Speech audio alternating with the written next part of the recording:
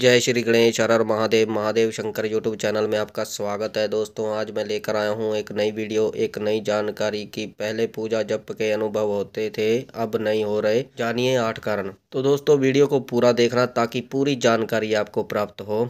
कई बच्चे मेरे पास चौकी पर आते हैं तो मुझसे पूछते हैं कि गुरुजी मुझे पहले अनुभव हो रहे थे अब बंद हो गए हैं, तो क्या कारण है, क्यों मेरे अनुभव बंद हो गए हैं, मेरा पूजा करने को मन नहीं करता, अजीब सा लगता है। क्योंकि पहले अनुभव होते थे तो मज़ा आता था पूजा करने में, जप करने में, पर अब जो है मुझे लगता है शायद कि भगवान मुझसे नाराज हैं, मुझसे माता रानी नाराज है या बाबा मुझसे नाराज हैं या मुझसे कोई गलती हुई है, क्या करूँ क्या ना करूँ। आज मैं आपको बताऊंगा कि अनुभव होने बंद क्यों हो जाते हैं। ऐसे 8 कारण आपको आज मैं बताऊंगा जिससे अनुभव होने बंद हो जाते हैं। पहले अनुभव होते थे आपको, पर अब वो अनुभव होने बंद हो गए हैं। अधिकतर लोगों को ये पता नहीं था कि उनके अनुभव होने क्यों बंद हो गए हैं। ऐसे जो लोग होते हैं वो पूजा पाठ छोड़कर बैठ जाते हैं या फिर वो अपने मन में वहम करके बैठ जाते हैं कि मेरे घर में कोई बंधन कर दिया है, मेरे शरीर पर कोई तंत्र क्रिया कर दी है, मेरे शरीर का बंधन कर दिया है, जिसके कारण अनुभव नहीं हो रहे, और फिर वो पूजा पाठ छोड़ देते हैं। फिर वो भक्तों के पास घूमते हैं, भक्तों ने उल्टी चीज बताते हैं जिससे उनका सत्यानाश हो जाता है। वो सही रास्ते पे चल रहे थे पर उनको एक गलत फहमी ने गलत रास्ते पर ला दिया।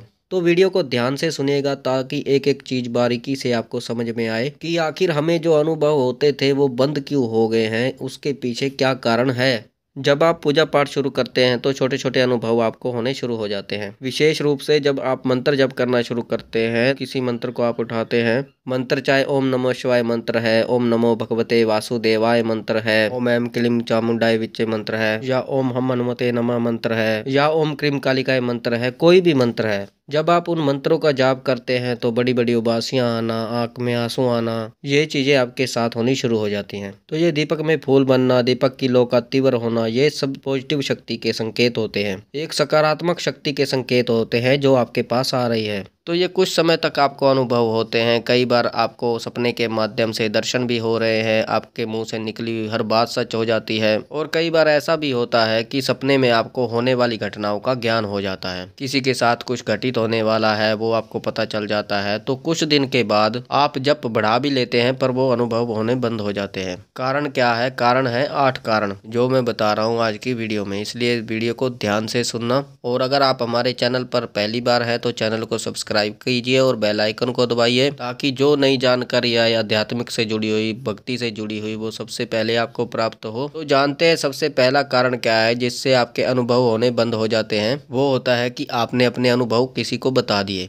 और ये सबके साथ होता है, जितने भी भगत हैं, साधक हैं, सबके साथ ये होता है। क्योंकि शुरुआत में किसी को नहीं पता होता कि ऐसा क्यों होता है, पर वो सब चीजें जब हो जाती हैं तो व्यक्ति उसका कारण ढूंढने लगता है, तो तब उसको पता चलता है कि हाँ ये इस कारण से हुआ। तो अगर आप अपने अनुभव, साधना के अनुभव, जप के अनुभव, पूजा के अनुभव आप अपने घर परिवार वालों को या बाहर वालों को बताते हैं, और स्पेशली जो बाहर के लोग होते हैं अगर आप उनको बताते हैं जो इस लाइन के है ही नहीं, मान लीजिए आप डॉक्टर हैं, आप किसी कार मैकेनिक को बताएंगे तो उसको ये समझ नहीं आएगा क्योंकि वो इस फील्ड का है ही नहीं, वो इस लाइन का है ही नहीं। और कार मैकेनिक जो है वो अपने जो है काम की जो बातें हैं वो उसको बताता है डॉक्टर को, तो वो उसकी समझ में नहीं आता है क्योंकि वो इस फील्ड का है ही नहीं, उसको इस बात की समझ ही नहीं है। तो इसी तरीके से आप अगर किसी को अपने अनुभव बताएं तो उन लोगों को बताएं जो उनके बारे में नहीं जानते, तो क्या होगा कि आपके अनुभव होने बंद हो जाएंगे। कई बार क्या होता है कि कुछ भगत तांत्रिक ऐसे होते हैं कि उन तक आपकी बात पहुंच जाती है कि आप हाँ कुछ साधना कर रहे हैं, जप कर रहे हैं या कुछ और कर रहे हैं, तो वो फिर आपकी बुद्धि बांध देते हैं, आपकी शक्ति बांध देते हैं, आपकी शक्ति का बंधन कर देते हैं, आपके शरीर का बंधन कर देते हैं, घर का बंधन कर देते हैं, बहुत सारी चीजें कर देते हैं। इसलिए कहा जाता है कि अपने अनुभव नहीं बताने चाहिए, बिल्कुल भी किसी को नहीं बताने चाहिए। जो शक्ति आपके पास आ रही है वो आपके लिए आ रही है, वो और किसी के लिए नहीं आ रही है। तो इसलिए आप अपने अनुभव किसी को ना बताइए। दूसरा कारण, अगर आप अपने नियमों का पालन नहीं करते तब भी आपके अनुभव बंद हो जाते हैं। नियम क्या होते हैं कि पवित्रता से संबंधित नियम होते हैं। आप जितनी माला कर रहे हैं उस माला से संबंधित होते हैं। किस तरीके से आप भोग लगा रहे हो, आरती कर रहे हो, जो आपका नियम है, आपने समय तय कर रखा है कि इस समय भोग लगाना है, इस समय आरती करनी है और इतनी माला का जाप मुझे करना है, इस धाम पर जाना है, इस महीने जाना है, तो ये आपके नियम होते हैं। तो अगर आप अपने नियमों का पालन नहीं करते तब भी आपके अनुभव होने बंद हो जाते हैं। तीसरा कारण होता है कि आपके जो पिछले जन्म के जो कर्म होते हैं, तो जब भी आपको कृपा प्राप्त होती है तो वो शक्ति भी संसार के नियम से बंधी होती है। विधाता के जो नियम बने होते हैं, प्रभु के जो नियम होते हैं, उसमें बंधी होती है वो शक्तियां भी। तो ये जो शक्तियां हैं ना, जो ब्रह्मांड के जो नियम हैं उनका पालन करते हुए आपको शक्तियां प्रदान करती हैं। तो सबसे पहले अगर आपके पिछले जन्म के कोई कर्म थे जो आपको भोगने अभी बाकी हैं, जो गलत कर्म थे अगर उनको अभी भोगना बाकी है, तो ये शक्तियां क्या करती हैं कि जो आपको दुख भोगने थे, ये शक्तियां क्या करती हैं, उन कर्म को काटने में लग जाती हैं। तो जब तक आपके कर्म नहीं कटेंगे तो उसका आपको फल नहीं मिलेगा। जो ऊर्जा आपने एकत्रित की है, इकट्ठी की है, वो उसी कार्य में लग जाती है। आपके जो पुराने कर्म होते हैं, आपके जो गलत कार्य होते हैं, उन्हीं को काटने में लग जाती है। इसलिए शुरुआत में आपको अनुभव नहीं होते। आप कई कई माला करते हैं तो इसी कारण से आपको अनुभव नहीं होते, क्योंकि जो आपके पिछले कर्म है जो वो नहीं कटेंगे तब तक आपको कृपा नहीं मिलेगी। ये तीसरा कारण होता है। तो चौथा कारण क्या होता है कि जब तक आप अपने दिमाग में गंदगी रखते हैं, मानसिक रूप से ब्रह्मचर्य का पालन नहीं करते, किसी बहन बेटी के लिए गलत विचार रखते हैं, गलत सोचते हैं, तो भी आपके अनुभव होने बंद हो जाते हैं। क्योंकि मानसिक पटल पर ही आपकी देवता की छवि बनती है और पटल पर ही नकारात्मक छवि बनती है। तो आपको देखना है दोनों में से कौन सी आपको छवि बनानी है। तो ये चौथा कारण होता है। पांचवा कारण होता है कि आप किसी मंत्र का सही तरीके से जाप नहीं करते, सही तरीके से उच्चारण नहीं करते। उच्चारण शब्दों में भी होता है, जैसे शब्दों का हेर फेर कर देते हैं। अब जैसे मंत्र है ओम नमः शिवाय, अगर आप उस तरीके से उसको नहीं बोलते हैं, या ये मंत्र है ओम ऐं क्लीं चामुंडाय विच्चे, तो ये है नमाण मंत्र। अगर आप इसका उच्चारण सही तरीके से नहीं करते, जैसे भगवान श्री गणेश का मंत्र है ओम गंग गणपतये नमः, कई लोग इसे गम पढ़ते हैं तो भी दिक्कत होगी। ओम गंग गणपतये नमः है। ऐसे ही ओम दुम दुर्गाय नमः, उसे दुम पढ़ेंगे ना कि दुंग। ठीक है, तो ये शब्दों के हेर फेर हैं। अगर आप शब्दों का सही उच्चारण नहीं करते तो तब भी आपके जो अनुभव है बंद हो जाते हैं। और अगर आप शब्दों का गलत हेर फेर करेंगे, गलत बोलेंगे, तो वो फिर ऊर्जा आपकी जो है वो बनेगी ही नहीं जो बननी चाहिए। छठा संकेत होता है कि नकारात्मक शक्ति अगर आपके शरीर में है तब भी आपको अनुभव नहीं होंगे। कई बार आपको गंदगी दिखाई देती है, संभोग के उल्टे सीधे दृश्य दिखाई देते हैं, आपके मन में गलत विचार आते हैं, कई बार आपको डरावनी चीजें दिखाई देती हैं। तो अगर आपके शरीर में नेगेटिव शक्ति है तो वो नेगेटिव शक्ति जो है वो क्या करती है कि आपके शरीर को अपवित्र कर देती है। जो ऊर्जा आपको मिलनी चाहिए तो वो नहीं मिलती।